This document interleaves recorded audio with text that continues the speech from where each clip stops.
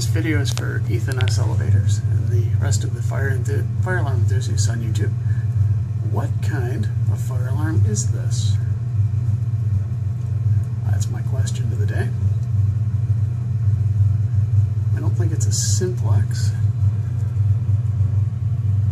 I'm trying to shoot way over my head here, so pardon me if I got the jiggles. Just wondering what kind of fire alarm this is.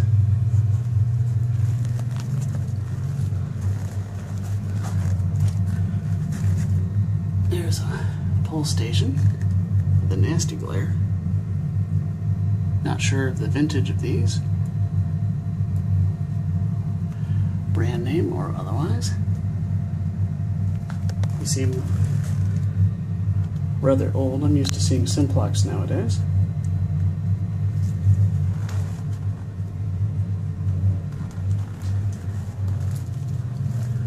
So that's my question of the day. What kind are these? Again, this is for Ethan S. Elevators and the rest of the fire alarm enthusiasts on YouTube. Haven't done a fire alarm video in a while, so there you go. And hope you enjoy, and let's see who's first to come up with the answer. Thanks for watching.